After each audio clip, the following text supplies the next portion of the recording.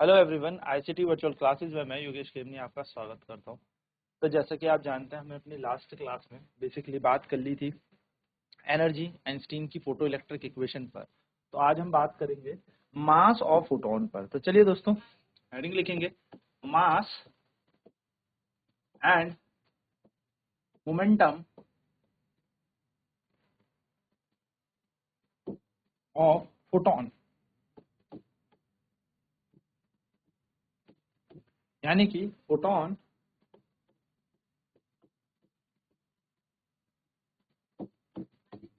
का द्रव्यमान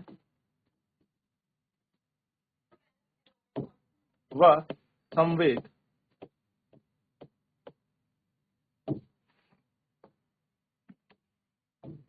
फोटोन का द्रव्यमान व संवेग क्या होता है? फोटोन का द्रव्यमान, तो नोट पॉइंट आपके लिए ये है कि जो रेस्ट मास होता है फोटोन का वो zero. Rest mass of photon is zero, यानी कि फोटोन का विराम द्रव्यमान कितना होता है? विराम अवस्था में द्रव्यमान शून्य होता है। ठीक है, जब वो चलता नहीं है, मोशन नहीं कर रहा, तो जीरो होता है। फोटोन का विराम अवस्था या विराम द्रव्यमान हम कह ले, विराम अवस्था में द्रव्यमान शून्य होता है।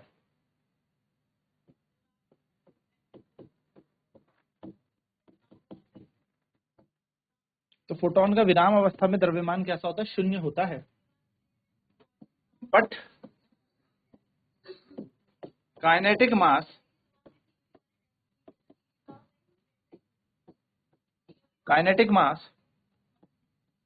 of the photon is not a zero। ठीक है, फोटोन का विराम अवस्था में जो द्रव्यमान है वो शून्य है, लेकिन जो गतिज द्रव्यमान है वह शून्य नहीं है। यानी कि हम कह सकते हैं फोटोन का गतिज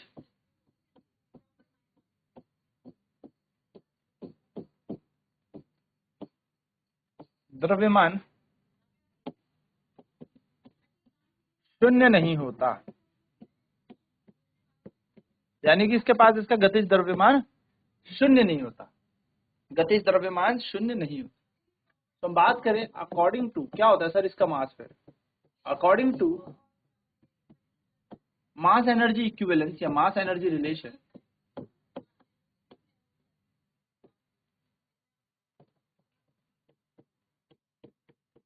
यानी कि द्रव्यमान और ऊर्जा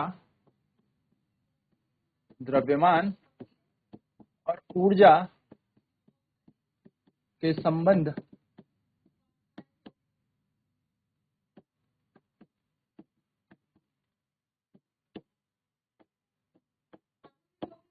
द्वारा, द्रव्यमान और ऊर्जा के संबंध द्वारा हमें पता है energy is equals to mass into velocity का स्क्वायर। वेलोसिटी भी बेसिकली कौन सी होती है? स्पीड ऑफ लाइट होती है। यानी कि ऊर्जा बराबर होता है द्रव्यमान गुणा वेग का वर्ग। अब ये वेग जो होता है, ये वेग, इस वेग का वर्ग क्या होता है? तो इस वेग का स्क्वायर बेसिकली वेलोसिटी का स्क्वायर होता है ना। वेलोसिटी स्पीड ऑफ लाइट, यानी कि हम इसको कह सकते हैं E is equal to M C square. अब अगर मैं m यहां से निकाल के सी स्क्वायर को E के नीचे भेज दूं तो ये बन जाएगा मास हमारे पास। ये है फोटोन का काइनेटिक मास, ये है फोटोन का काइनेटिक यानी कि गतिज द्रव्यमान। यदि मैं यहां पर बात करूं कि सर हमें ऊर्जा का तो सूत्र भी पता है, वी नो दैट, हम जानते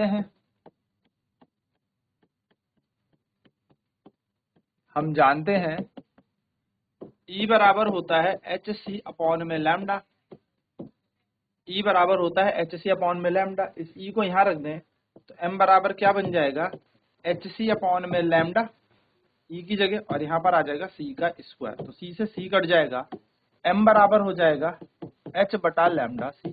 तो ये एक दूसरा फॉर्मूला हमारा बन गया, ये हमारा दूसरा फॉर्मूला बन गया। हम एक और चीज जानते हैं कि E बराबर होता है, चलो ये दूसरा फॉर्मूला बन गया। हम एक चीज और जानते हैं, E बराबर होता है एच न्यू, जहाँ पे न्यू का मतलब क्या होता है, फ्रीक्वेंसी, आवृत्ति। न्यू का मतलब क्या होता है, आवृत्ति। तो यहाँ पर अगर हम m की जगह रख दें तो बन जाएगा H nu upon C square.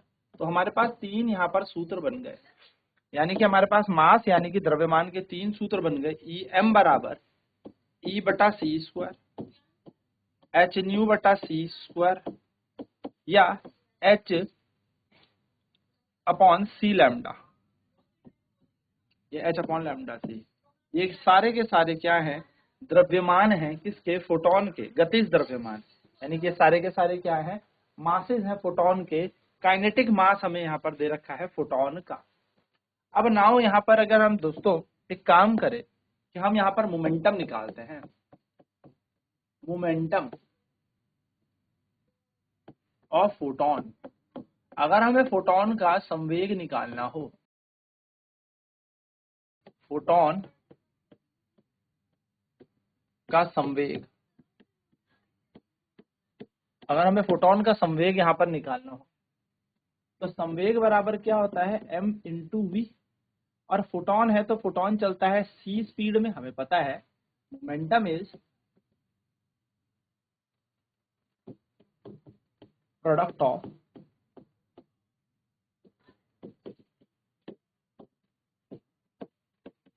Mass and velocity. Momentum is product of mass and velocity. संवेग, संवेग द्रव्यमान व वेग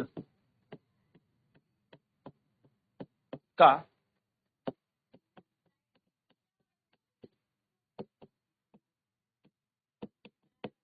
गुणनफल है। यानी कि P बराबर होता है, यानी कि मोमेंटम जो होता है वो होता है मास इंटू वेलोसिटी। संवेग बराबर क्या होता है, संवेग बराबर होता है द्रव्यमान गुणा वेग। तो P बराबर आ जाएगा m इंटू वी, और v का काम कौन करेगा यहाँ पर, here v is equals to c। यानी कि प्रकाश का वेग जो है वो यहाँ पर संवेग का काम करेगा, तो P बराबर बन जाएगा mc। नाउ m क्या है, m है हमारे पास मास यानी कि द्रव्यमान, और द्रव्यमान के हमने क्या लिखे हैं फॉर्मूले देखो, m बराबर e अपॉन सी स्क्वायर, एच न्यू अपॉन में सी स्क्वायर, या h अपॉन लैम्डा सी। ये हमारे मास के, द्रव्यमान के तीन सूत्र है। यहीं से अगर हम संवेग को लिखें तो P बराबर m का वैल्यू लगाएं तो m की बन जाएगी ई सी। देखो m की जगह आ जाएगा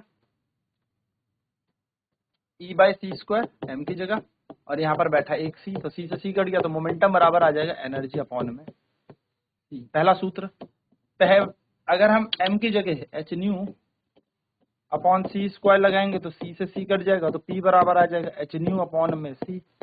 दूसरा फॉर्मूला बन जाएगा। और P बराबर m में अगर हम लैम्डा c रखें तो c से c कट जाएगा, तो P बराबर आ जाएगा h अपॉन लैम्डा। तो मोमेंटम यानी कि संवेग के तीन सूत्र हम पर बन गए। पहला बन गया E अपॉन सी, दूसरा बन गया एच न्यू अपॉन सी, और तीसरा बन जाएगा h अपॉन लैम्डा। ये तीनों के तीनों संवेग के सूत्र आ गए, ये तीनों के तीनों मोमेंटम के फॉर्मूला। चलिए नोट डाउन कर ले फटाफट।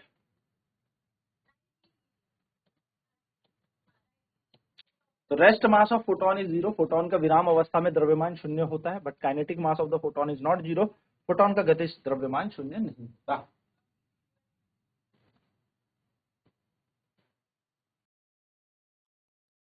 तो मास एनर्जी रिलेशन की बात करें, द्रव्यमान ऊर्जा के संबंध के अनुसार ऊर्जा बराबर होता है द्रव्यमान गुणा वेग का स्क्वायर, यानी कि energy equals to mass into velocity square. तो is equal to mc square बन जाएगा। अगर हम यहाँ से m का मान निकालेंगे तो e बटा c स्क्वायर। अब हम जानते हैं e बराबर है h अपॉन लैम्डा, तो इसको हमने m, जहां पर m है वहां पर पुट कर दिया, तो m आ जाएगा हमारे पास। एनर्जी की वैल्यू क्या हो जाएगी, देखो e बटा c h अपॉन लैम्डा, तो m की जगह m, एनर्जी की जगह आ गया h अपॉन लैम्डा, सी स्क्वायर से सी कट गया और m की वैल्यू आ जाएगी h बाय लैम्डा। सी हमारे पास m यानी कि द्रव्यमान का मान आ जाएगा।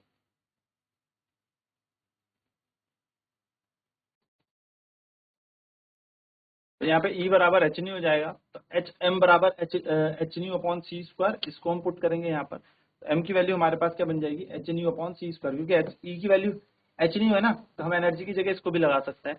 तो हमारे पास एक फॉर्मूला बन गया, E अपॉन सी स्क्वायर, एच न्यू अपॉन सी स्क्वायर, या एच सी अपॉन में लैम्डा, है ना, एच अपॉन सी, एच अपॉन लैम्डा सी हम इसको कह सकते हैं। तो ये हमारे पास मास यानी कि तीनों के तीनों द्रव्यमान के यहाँ पर हमारे पास सूत्र बन गए। ऊर्जा बटे सी स्क्वायर या एच न्यू बटे सी स्क्वायर या एच अपॉन लैम्डा सी, हमारे पास तीनों के तीनों एनर्जी के फॉर्मूला। सेम टू सेम अगर मैं बात करूं मोमेंटम की, तो मोमेंटम ऑफ फोटोन यानी कि फोटोन का संवेग कैसे निकाला जाएगा। तो जो मोमेंटम होता है वो प्रोडक्ट होता है मास एंड वेलोसिटी का, यानी कि संवेग जो है द्रव्यमान व वेग का गुणनफल है ना, दोनों को मल्टीप्लाई करके आता है। तो मोमेंटम इज इक्वल टू हो जाएगा मास इंटू वेलोसिटी, संवेग बराबर हो जाएगा द्रव्यमान गुणा वेग। तो जो भी द्रव्यमान हमने निकाला है उसे वेग से गुणा कर लेंगे, तो यहाँ पर आ जाएगा P बराबर mv। अब यहाँ पर क्या है, यहाँ पर क्योंकि वेग का काम कौन कर रहा है, c कर रहा है ना, प्रकाश का वेग यहाँ पर चल रहा है, तो v बराबर c आ जाएगा। तो v की जगह हम c को पुट कर देते हैं, तो p की जगह p, m की जगह m और c की जगह आ जाएगा c, तो p बराबर mc बन जाएगा।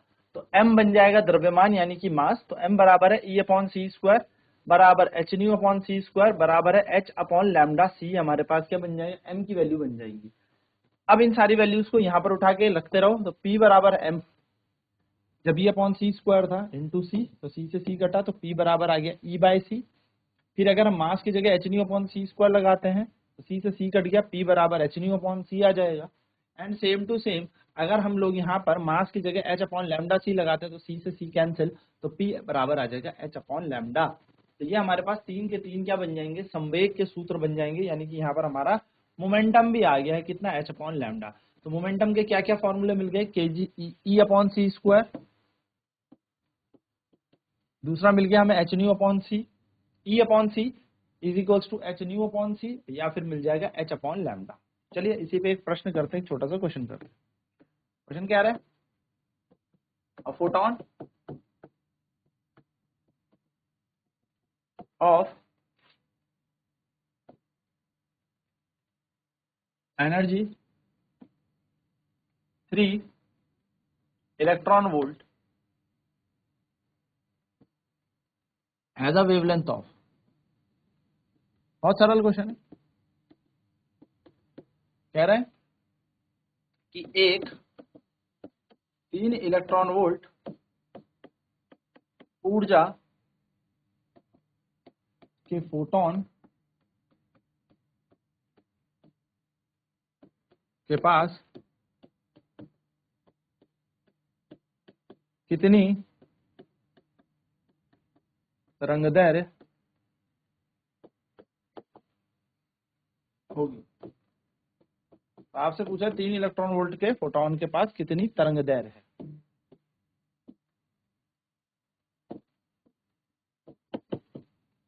तो हमारे पास एनर्जी दे दी है 3 eV, 3 into 1.6 into 10 to the power minus 19 joule हमारी ऊर्जा बन जाएगी। तो एनर्जी आ जाएगी हमारे पास 4.8 into 10 to the power minus 19 joule, ये हमारी ऊर्जा बन जाएगी एनर्जी।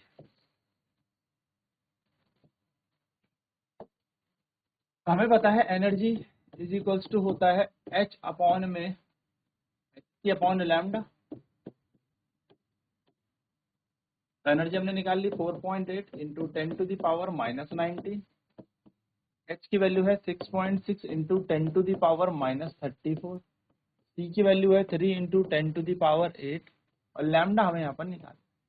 तो लैम्डा के लिए लैम्डा ऊपर चला जाएगा, 6.6 into 10 to the power minus 34 into 3 into 10 to the power 8, और जो यहाँ पर एनर्जी है वो आ गई नीचे 4.8 इंटू 10⁻⁻90।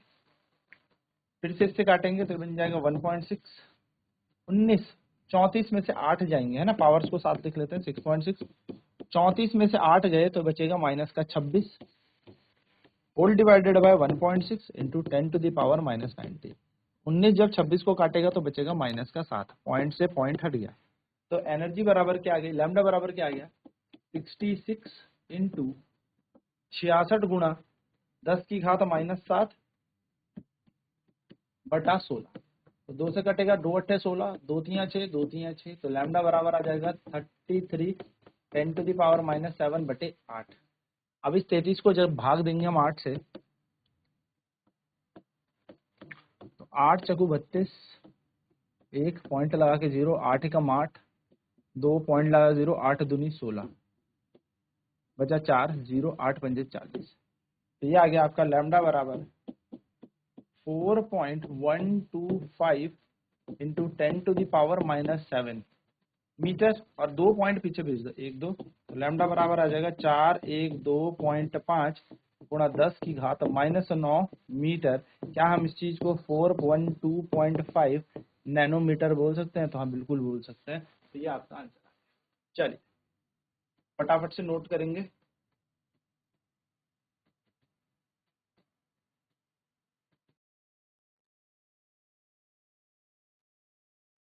तो हमारी तरंग दैर्घ्य आ जाएगी 412.5 नैनोमीटर। इस तरीके से हमें इस क्वेश्चन को, तो आई होप ये क्लियर होगा।